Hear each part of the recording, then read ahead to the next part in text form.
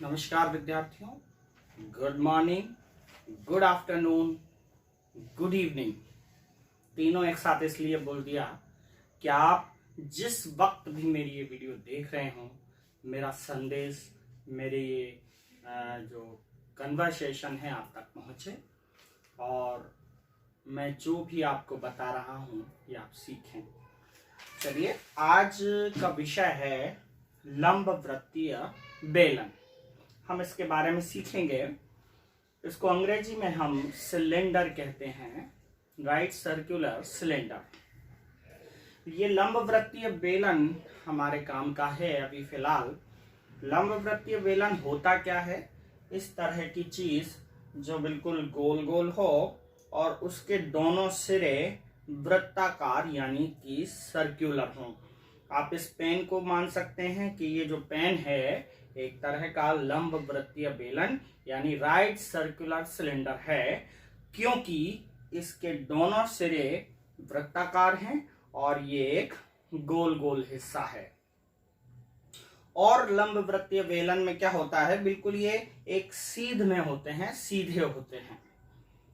आप बहुत सारे सिक्कों को जो एक जैसे होते हैं, एक ही मुद्रा के सिक्के हों, तो आप उन सिक्कों को एक के ऊपर एक जमाइएगा तो आपको जो आकृति दिखाई देगी वह भी बेलन कहलाएगी, राइट सर्कुलर सिलेंडर होगी। अगर आप उसको थोड़े से डिस्टेंस पर इस तरह से जमाएंगे तो वो लंबवृत्तीय बेलन नहीं होगा। चलिए, लंबवृत्तीय बेलन में हम देख लेते हैं क्या क्या होता है। ये जो गोल गोल हिस्सा होता है ये इस तरह का, अगर हम इसे किसी समतल सतह पर रखें तो ये लुढ़क सकता है, और जो लुढ़कता है वो पृष्ठ यानी वो भाग हमेशा वक्र पृष्ठ या कर्व सरफेस कहलाता है। तो ये जो हिस्सा है इसमें वक्र भाग है यानी कि कर्व्ड। तो ये कर्व सरफेस है। इसमें तीन फेस होते हैं, एक ऊपर है और एक नीचे की तरफ भी फेस है।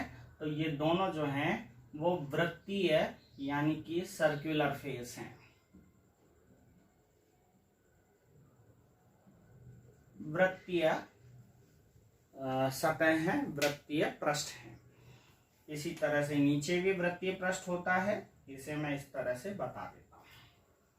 तो बेलन में तीन पृष्ठ होते हैं, ऊपर और नीचे समान वृत्ताकार पृष्ठ, और एक गोल गोल पृष्ठ होता है जिसे हम वक्र पृष्ठ कह सकते हैं।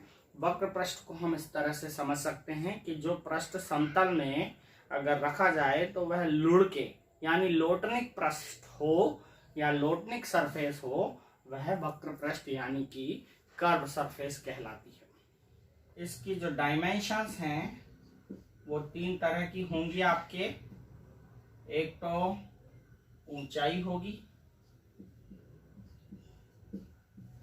और उसे हम h से रिप्रेजेंट करेंगे। इसके बाद ये जो सीधी लंबाई है इसे हम इसकी ऊंचाई या फिर लंबाई कहते हैं। ये बेलन की लंबाई है तो h से इसे रिप्रेजेंट किया जाता है। इसके बाद दूसरी डायमेंशन इसमें होगी वृत्त की यानी सर्कल की। सर्कल में हमेशा क्या होती है, एक r होती है यानी कि रेडियस, त्रिज्या। तो सर्कल की जो रेडियस है वही इसकी रेडियस कहलाएगी, तो त्रिज्या यानी कि r रेडियस होती है। तो ये दो मापें इसके अंदर होती हैं। अब हम इसके अलग अलग फॉर्मूले पढ़ लेते हैं। सबसे पहले तो बेलन के आधार का क्षेत्रफल, एरिया ऑफ बेस, आधार का क्षेत्रफल।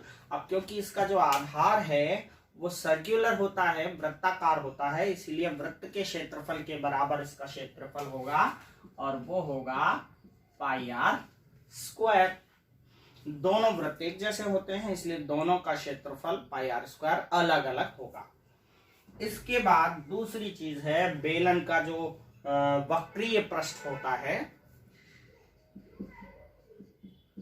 तो बेलन का वक्र पृष्ठीय क्षेत्रफल। वक्र पृष्ठीय क्षेत्रफल से मतलब है कर्व सरफेस, तो ये CSA कर्व सरफेस एरिया ये होता है 2 पाई आर एच, 2 पाई आर एच।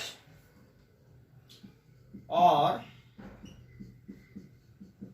बेलन का, अब हम बात करें बेस का हो गया और इसका हो गया, तीनों का अलग अलग क्षेत्रफल हो गया। अगर हमसे पूछा जाए पूरे का क्षेत्रफल यानी कि संपूर्ण बेलन का क्षेत्रफल, तो बेलन का संपूर्ण पृष्ठीय क्षेत्रफल यानी TSA वो होगा 2 पाई आर एच प्लस आर। उसमें आपका वक्र पृष्ठ भी है और दोनों ही वृत्ताकार पृष्ठ भी हैं, तीनों को जोड़ करके ये बन गया संपूर्ण पृष्ठीय क्षेत्रफल। अब इस बेलन की भरने की क्षमता वाला जो है बेलन का आयतन कहलाएगा, यानी इसमें कोई चीज भरी कितनी जा सकती है, हवा, पानी, कोई द्रव या कोई और चीज कितनी भरी जा सकती है वो उसका आयतन होगा। तो बेलन का आयतन यानी कि वॉल्यूम वो होता है पाई आर स्क्वायर एच। इसको हम ऐसे याद कर सकते हैं, अब नहीं होगा कोरोना की वजह से कोई भी क्रिकेट का मैच, बेलन का वॉल्यूम होता है पाई आर स्क्वायर एच। एक और चीज होती है वो होता है खोखला बेलन यानी हॉलो सिलेंडर, यानी कि बेलन के अंदर एक और बेलन। और खोखले बेलन में दो तरह के बेलन हम मानते हैं कि एक बाहर की तरफ होता है और एक अंदर की तरफ होता है, बीच की मोटाई को उसमें शामिल कर लिया है, तो एक बेलन बाहर की तरफ मान लिया और एक बेलन अंदर की तरफ। तो इसकी क्या क्या मापें होती हैं, इसमें ऊंचाई होती है, बिल्कुल ऊपर से नीचे की ओर जो इसकी लंबाई है बेलन की उसे हम ऊंचाई कहेंगे, हाइट कहेंगे, एज कहेंगे। इसके बाद इसमें दो चीजें और होती हैं, आंतरिक त्रिज्या, सर्कल होते हैं, डबल वृत्त होते हैं, तो इसमें डबल त्रिज्या भी होंगी। तो हम बाहर वाली त्रिज्या को कैपिटल आर और अंदर वाले वृत्त की त्रिज्या को स्मॉल आर से दर्शा सकते हैं, या फिर इन्हें R1 और R2 नाम से भी दर्शा सकते हैं। मैंने यहाँ पर बड़ी त्रिज्या को कैपिटल आर से और छोटे वाले सर्कल की त्रिज्या को स्मॉल आर से दर्शाया है। तो यहाँ पर अब यहाँ दो ही फॉर्मूले इसके हैं, संपूर्ण पृष्ठीय क्षेत्रफल यानी इसका टोटल सरफेस एरिया। तो मैं आपको बता दूं टोटल सरफेस इसमें क्या क्या है, एक तो बाहर का कर्व सरफेस, एक अंदर का कर्व सरफेस, दो एरिया ये हो गए, और साथ में ये जो दोनों सर्कल के बीच का भाग है जिसे हम रिंग कहते हैं यानी कि वलयिका, वो भी इसके अंदर शामिल हो गई, वो भी डबल हैं। तो कुल मिलाकर के सबको अगर हम जोड़ें तो ये फॉर्मूला बनता है 2 पाई आर प्लस 2 पाई बड़ा आर और फिर h plus R minus R. इसका वॉल्यूम यानी आयतन होगा pi H capital R square minus small R square. तो जल्दी से ये सारे फॉर्मूले नोट कर लीजिए और फिर आगे सवाल ले लेते हैं। एक बेलन का व्यास 14 सेंटीमीटर है, diameter of a cylinder is 14 centimetre तथा ऊंचाई 15 सेंटीमीटर है, हाइट इज 15 सेंटीमीटर। पर आपको संपूर्ण पृष्ठीय क्षेत्रफल यानी कि टोटल सरफेस एरिया फाइंड करना है। तो सबसे पहले मैंने आपको बताया है सवाल को करने से पहले आपको जो सवाल में दे रखा हो पहले आप उसे लिख लीजिए। क्या दे रखा है, बेलन का व्यास, डायामीटर है 14, तो लिखेंगे हम व्यास को हम रिप्रेजेंट करते हैं 2r से, और 2r है यहाँ पर 14 सेंटीमीटर। देखिए विद्यार्थीगण, जिस तरह से मैं लिख रहा हूं आप उस तरह से लिखेंगे तो आपके लिए बहुत अच्छा होगा। व्यास 14 सेंटीमीटर है यानी डायामीटर, और डायामीटर 2r के इक्वल होता है, तो हम 2 को नीचे ले जाएंगे तो हमें रेडियस प्राप्त हो जाएगी यानी कि त्रिज्या। यहां लिखेंगे तो त्रिज्या यानी r क्या होगी, हमेशा r जो है वो 2r की आधी होती है, तो 2 से डिवाइड कर देंगे यानी 7 सेंटीमीटर। कभी भी व्यास से त्रिज्या ज्ञात करने के लिए उसमें 2 का आप भाग दे दें उसकी वैल्यू में, तो ये त्रिज्या हो गई। व्यास जब भी दे रखा हो आपको त्रिज्या निकालनी है, रेडियस निकालनी है। दूसरी चीज दे रखी है आपको ऊंचाई। ऊंचाई हम h से प्रदर्शित करते हैं और वो है 15 सेंटीमीटर। अब आपसे डायरेक्ट ही यहां पूछा गया संपूर्ण पृष्ठीय क्षेत्रफल, तो सूत्र लगा देंगे, बेलन का संपूर्ण पृष्ठीय क्षेत्रफल यानी TSA बराबर होता है 2πr h प्लस r। यहां पर वैल्यू पुट करते हैं, 2 का 2 जो मान हमें दिए गए हैं वो रखते हैं। पाई की वैल्यू हमेशा 22/7 होती है, जब तक कि आपको सवाल में कोई वैल्यू अलग से नहीं दी जाए तब तक आपको 22/7 ही रखना है। तो यहाँ पर पाई और 2 के बीच कोई निशान नहीं है, तो हम रख देते हैं गुणा, और पाई की वैल्यू 22/7 इंटू, फिर r की वैल्यू हमने प्राप्त की है 7, तो ये 7, और कोष्टक h प्लस r यानी 15 प्लस 7। अब यहां पर हम करते हैं, ये 7 से 7 कैंसिल हो गए, 22 दूनी यहां हो गए 44, 15 और 7 हो गए यहां पर 22। हम 22 से गुणा कर लेते हैं, 22 चौका 88, फिर 22 चौका 88 और 8 96, 968। क्योंकि ये क्षेत्रफल है तो इसकी इकाई वर्ग इकाई होती है, और यहाँ पर इकाई है सेंटीमीटर, तो यहाँ सेंटीमीटर स्क्वायर लिखेंगे। ये इसका उत्तर है। अब हम देखते हैं सवाल नंबर 2, और उसमें कहा गया है एक लंब वृत्तीय बेलन यानी राइट सर्कुलर सिलेंडर, उसकी ऊंचाई है 7 सेंटीमीटर एवं आधार की त्रिज्या यानी कि रेडियस ऑफ इट्स बेस वो है 3 सेंटीमीटर। इसका वक्र पृष्ठीय क्षेत्रफल यानी CSA, संपूर्ण पृष्ठीय क्षेत्रफल यानी TSA, और आयतन यानी वॉल्यूम ज्ञात करना है। तो जो दिया है पहले हम वो लिख लेते हैं कि ऊंचाई दे रखी है, ऊंचाई को हम h यानी हाइट कहेंगे 7 सेंटीमीटर, और आधार की त्रिज्या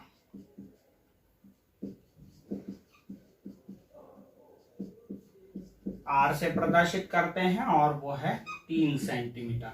अब हमें तीनों चीजें फाइंड करनी है, तो हम एक एक करके उनको कर लेते हैं। सबसे पहले बेलन का वक्र पृष्ठीय क्षेत्रफल यानी कि CSA, और वो होता है 2πr h। यहाँ हम मान रख देते हैं 2, पाई का मान 22/7, r का मान आपके पास 3 है, और h का मान यहाँ पर 7 है, तो 7 से 7 कैंसिल हो गया, 22 दूनी 44 या 132 सेंटीमीटर स्क्वायर ये बेलन का वक्र पृष्ठीय क्षेत्रफल आ गया। अब संपूर्ण पृष्ठीय क्षेत्रफल निकाल लेते हैं, सवाल में ये भी पूछा है। संपूर्ण पृष्ठीय क्षेत्रफल यानी TSA, उसका फॉर्मूला होता है 2πr h प्लस r। यहां पर हम मान रख देते हैं 2, पाई की वैल्यू 22/7, आर की वैल्यू 3, एच की वैल्यू आपके है 7 और आर की वैल्यू है 3। यहाँ पर 22 दूनी 44 दिया 132, ये हो गया इन तीनों का गुणा और बटा 7 इंटू 7 और 3 दोनों जोड़ के हो गए 10। यहाँ हुआ 1320/7। 7 से आप डिवाइड कर लें, डिवाइड करके हम देखें तो ये होता है 1320 में 7 का भाग लगाएं, 7 एकम 7 बचा 6, 7 8 56, 56, 6 बचे 0 है तो 7 8 56, फिर 4 बचे, पॉइंट लगाकर एक 0 बढ़ाते हैं, 7 5 35, फिर 5 बचते हैं, 0 बढ़ा लीजिए, 7 5 35, 7 6 42, 7 7 49 और इसके बाद एक बार जाएगा तो तीसरा अंक 1 है तो कोई दिक्कत नहीं है, यही लिख देते हैं 188.57 सेंटीमीटर स्क्वायर।